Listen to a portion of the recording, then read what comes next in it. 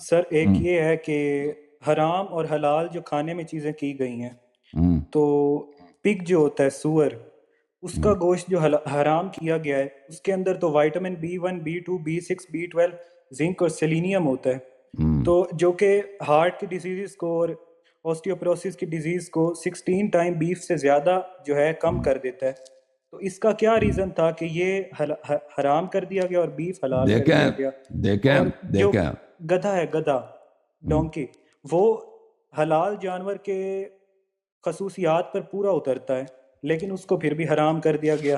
تو اس کی کیا وجہ ہے؟ یا کچھ ایسی چیزیں جو جن سے اختلاف تھا اللہ کو، وہ انہوں نے حرام کر دی، اور پتہ پہلی نہیں اب بات یہ یہ ہے، بیچارے گدھے سے کیا اختلاف تھا۔ دیکھیں یہ جو سائنس ہے ہمارے پاس، جو موجودہ سائنس ہے نا، یہ جتنا بھی آگے بڑھے یہ سب چیزوں کو نہیں جانتا۔ دنیا بہت، میں آپ کو عرض کر رہا ہوں کہ دنیا بہت کمپلیکس ہے۔ میری گفتگو ہو رہی تھی ایک دن، ایک آدمی ہے، وہ ہمارے پاس کام کرتا ہے، وہ کیمسٹ ہے، پی ایچ ڈی کی اس نے کیمسٹری میں امریکہ سے۔ اس کا بھی نظریہ ہے کہ یہ دنیا میں جو آبجیکٹس ہیں یہ انفینٹلی کمپلیکس ہیں۔ انفینٹلی کمپلیکس ہیں کیا مطلب؟ کہ جتنا آپ ان کو اسٹڈی کرو اتنے ہی نئی چیزیں آپ اس دریافت کرتے جاؤ گے۔ یعنی ایک ہی چیز، مثلا ایک سیل ہے، اس طرح نہیں ہے، اس سیل کو آپ جو ایک مائکروب ہے، ایک امیبیا ہے، اس کو آپ اسٹڈی کرو گے، اس طرح نہیں ہے کہ ایک عرصے کے بعد آپ رک جاؤ گے، اس کے بعد مزید دریافت کرنے کے لیے کچھ نہیں ملے گا۔ آپ جتنا اس کو اسٹڈی کرو گے اتنا ہی زیادہ نئی چیزیں آپ وہاں سے دریافت کرو گے۔ اسی طرح ایٹم ہے، اسی طرح سب ایٹمک پارٹیکلز ہیں، ان کو جب آپ اسٹڈی کرتے جاتے ہیں تو نئی چیزیں دریافت ہوتی ہیں۔ کہنے کا مقصد یہ ہے کہ سائنس کبھی نہیں کہہ سکتا کہ میں جانتا ہوں کہ پگ میں کون کون سے انگریڈینٹس ہیں اور اس کے علاوہ کوئی انگریڈینٹ نہیں ہے، کیونکہ اس میں اتنے مائکرو انگریڈینٹس ہوتے ہیں جن کو ابھی تک کسی نے ان کو ابھی تک کسی نے ٹچ نہیں کیا، کسی نے ان کو ڈسکور نہیں کیا۔ یہ ہو سکتا ہے، یہ کوئی اس کو نگیٹ نہیں کر سکتا، ٹھیک ہے نا۔ سائنس صرف یہ کہتا ہے کہ جہاں تک میں نے ڈسکوری کی یہ چیزیں ہیں۔ اب وہ جہاں تک آپ کی ڈسکوری نہیں پہنچی ہے، سائنس نہیں کہہ سکتا کہ اس سے آگے کیا ہے۔ سائنس کہتا ہے اس سے آگے میں اندھا ہوں، مجھے نہیں معلوم، ٹھیک ہے نا۔ یہ پہلی بات ہے۔ دوسری بات ہے کہ ہیومن بینگ جو ہے نا، ہم صرف باڈی نہیں ہیں، ہماری ایک روحانیت بھی ہے، وہ اصل ہے ہماری، ٹھیک ہے نا۔ اور ہماری ایک آخرت بھی ہے، ایک انفینٹ لائف ہے، ایک غیر محدود زندگی ہے اس دنیا کے بعد۔ ہم دنیا میں جو اعمال بجا لاتے ہیں اس کا کیا اثر ہوگا ہماری اسپرچوالٹی پر، ہماری معنویت پر، ہماری روحانیت پر، اور اس کا کیا اثر ہوگا ہماری آخرت انفینٹ لائف پر۔ سائنس کو کیا معلوم؟ سائنس تو ان باتوں، بایولوجی کو کیا معلوم، کیمیکل بایولوجی کو کیا معلوم، بایو کیمسٹری کو اس مسئلے میں وہ کچھ نہیں جانتا، ٹھیک ہے نا۔ اللہ تعالیٰ کن چیزوں سے راضی ہے، اللہ تعالیٰ کن چیزوں پہ ہمیں اجر دے گا، اللہ تعالیٰ کیا وہ چیزیں چاہتے ہیں کہ ہم انجام نہ دیں، یہ سائنس کو کیا معلوم، ٹھیک ہے۔ ایک دفعہ جب ہم مان لیتے ہیں کہ زمین و آسمان کا ایک خالق ہے، وہ حکیم ہے، وہ وہی خالق ہے جس نے مٹی سے، خاک سے، دانے سے وہ درخت نکالتا ہے، جنگل نکالتا ہے، اللہ سبحان اللہ، کہ اگر اس درخت کے ایک پتے میں سارے سائنٹسٹ اپنی ساری زندگی لگا دیں، اس کی حکمت کو نہیں سمجھیں گے، اس کی حکمت کو، اس کا پاور کتنا ہے، اس کا علم کتنا زیادہ ہے، اس کی حکمت کتنی زیادہ ہے، اور اس کا رحمت کتنا زیادہ ہے، وہ تو کوئی اس کو سوچ ہی نہیں سکتا، اس کا کوئی حد ہی نہیں، کوئی بیان ہی نہیں کر سکتا، کوئی اس کا اسٹیمیٹ بھی نہیں کر سکتا۔ تو اس رب نے جب کہا ہے کہ تم یہ کام نہ کرو، میرا علم محدود، میرے آنکھیں اندھے، اور اس کا علم لا محدود، جب اس نے بیان کیا ہے تو میرا کام کیا ہے؟ میرا کام اگر مجھے سمجھ بھی نہ آئے نا، سمجھ نہ بھی آئے کہ اس کام میں کیا حکمت ہے، تو میرا کام ہے طاعت کرنا۔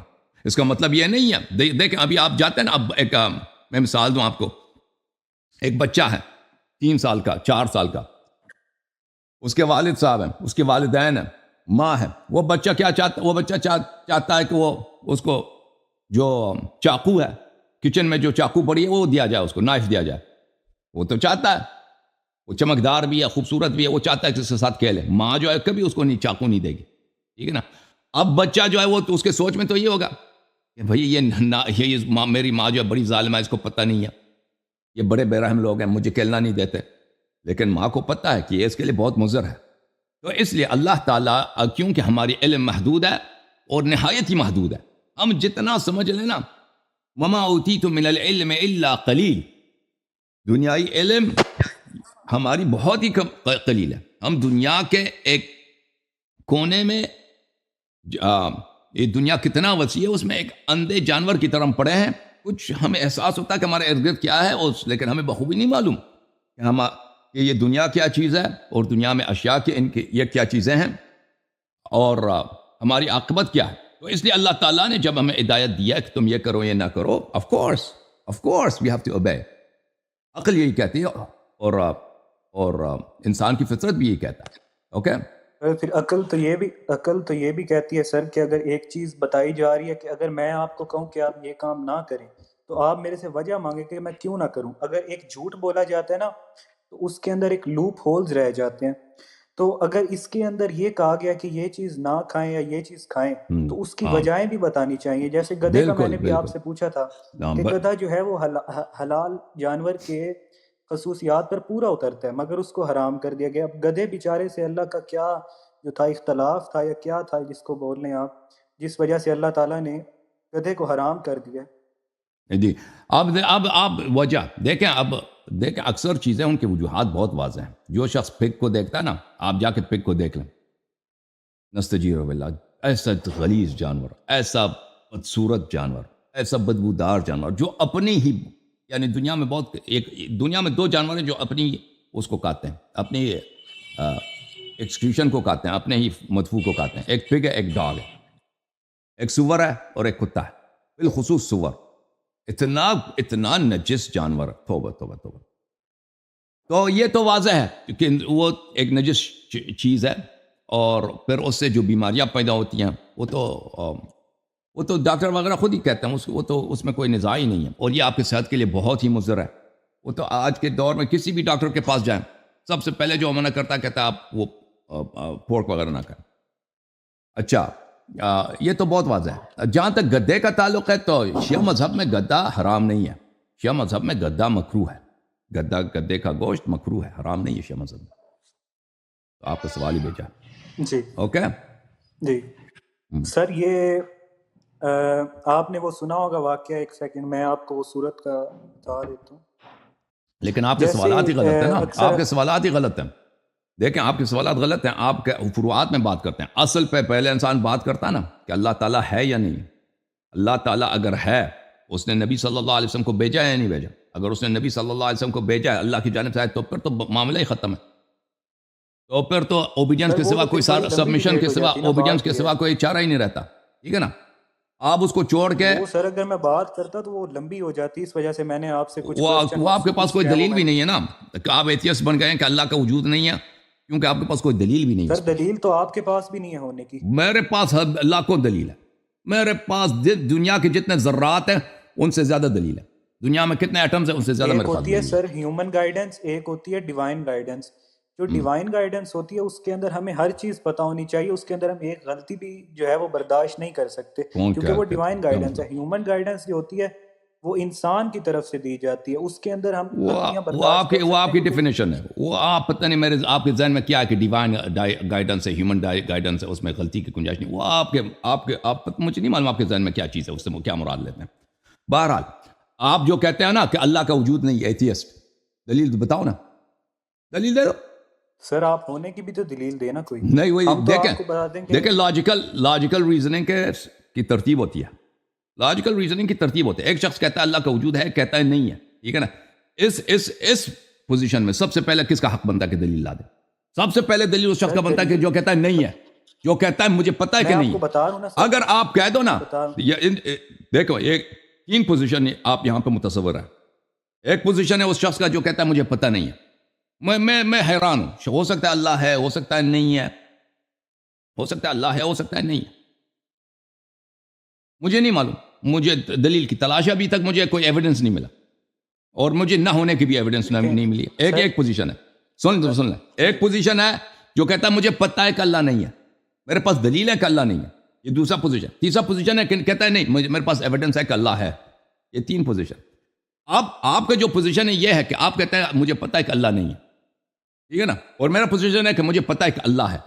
جب یہ 2 پوزیشن ہے، لاجیکلی کس کا حق بنتا ہے کہ سب سے پہلے وہ دلیل لے کے آئے؟ جی وہی میں آپ کو چیز بتا رہا ہوں. سر اللہ نے ہمیں اپنے ہونے کا ثبوت کوئی نہیں دیا. اللہ خدا ہے, وہ چاہے تو وائٹ ہاؤس کے سامنے آ کے بول دے کہ یہ میں خدا ہوں, یہ میرا آرڈر ہے. ہزاروں سال سے جو مذہب کے اوپر لڑائی چلتی آ رہی ہے وہ بھی ختم. وہ آپ کی غلط فہمی ہے. اللہ تعالیٰ کو کس چیز کا ڈر ہے؟ یا آپ کے پوزیشن کو غلط ثابت کر رہا ہے. آپ کہہ رہے ہیں کہ آپ کو پتہ ہے کہ اللہ نہیں. آپ کہتے ہیں اللہ نے اپنے وجود کا ایویڈنس نہیں دیا. ایویڈنس کا نہ ہونا اور ہے, بہت ساری چیزیں دنیا میں میرے پاس اس کا ایویڈنس نہیں ہے, اس کا مطلب یہ نہیں ہے کہ اس کا وجود نہیں ہے. اسی ہم نہیں مان رہے سر, اسی نہیں آپ سوچیں بھائی صاحب, ایویڈنس نہیں دیا. یہ غلط بات ہے. آپ دیکھیں آپ بالکل آپ یہ اب مجھے میں بہت معذرت کے ساتھ عرض کر رہا ہوں کہ آپ کی پوزیشن بہت اسٹوپڈ ہے, حماقت ہے. آپ ایک طرف سے کہتے ہیں کہ میں ایتھیسٹ ہوں, یعنی مجھے پتہ ہے کہ اللہ, میرے پاس دلیل ہے کہ اللہ نہیں ہے, ٹھیک ہے نا. دوسری طرف کہہ رہے ہیں کہ اللہ کے وجود کا ایویڈنس نہیں ہے. ان دو باتوں میں بڑا زمین آسمان کا فرق ہے. آپ کیا وہ ایک شخص ہیں جو کہتے ہیں مجھے پتہ نہیں ہے اللہ کا وجود نہیں ہے, یا آپ کہہ رہے ہیں کہ آپ کو پتہ ہے کہ اللہ کا وجود نہیں ہے. ان دونوں ایک پوزیشن اختیار کرو نا. یہ تو نہیں کہہ سکتے کہ بھئی مجھے پتہ نہیں ہے, اللہ کے وجود کا بھی مجھے ایویڈنس نہیں ملا. اوکے, یہ الگ بات ہے. تو پھر یہ ادعا نہ کرو کہ اللہ کا وجود نہیں ہے, اور کہہ دو مجھے پتہ نہیں ہے کہ اللہ ہے یا نہیں. ہو سکتا ہے, ہو سکتا نہیں ہے. کہ ہمیں پتہ ہے اللہ ہے, تو پھر آپ بھی کوئی ایویڈنس آپ کا دینا نہیں, کہ آپ بھی یہ مان نہیں. سب سے پہلے آپ کا میرا حق بنتا کہ آپ سے ڈیمانڈ کروں نا. آپ کہہ رہے ہیں نہیں ہے. آپ نے کس دلیل پہ کہا کہ نہیں ہے؟ پہلے آپ اعتراف کرو کہ تیرے پاس نہ ہونے کی دلیل نہیں ہے, پھر میں دلیل اللہ آتا ہے, پھر دیکھتے ہیں کہ ہے یا نہیں ہے. کیونکہ پھر دیکھتے ہیں کہ ہے کہ نہیں ہے نا. آپ جب تیرے پاس دلیل ہی نہیں ہے, یہ جتنے ایتھیسٹ پڑھتے ہیں نا دنیا میں, کہتے ہیں اللہ نہیں ہے, اللہ نہیں, ان کے ایک کے پاس دلیل نہیں ہے. سب اسی طرح ہیں. ان سے جب دلیل مانگتے ہو تو کہتے ہیں کہ ان کے وجود کا دلیل نہیں ہے. وہ بھائی یہ دو مختلف باتیں ہیں.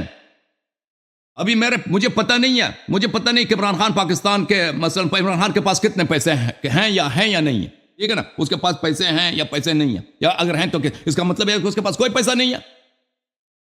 مجھے اگر کسی شخص کو پتہ نہیں ہے کہ مثلا حضرت عیسیٰ علیہ السلام واقعا نبی تھے یا نہیں تھے, اس کو نہیں معلوم, کیا وہ ادعا کر سکتا ہے کہ عیسیٰ علیہ السلام نبی نہیں تھے؟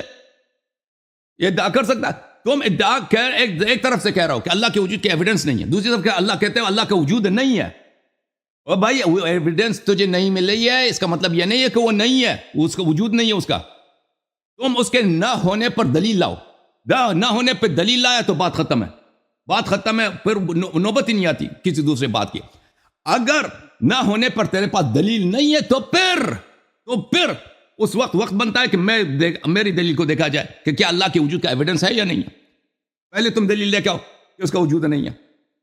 نہ تم دلیل لا سکتے ہو, نہ رچرڈ ہاکنز دلیل لا سکتا کہ اس کا وجود نہیں ہے.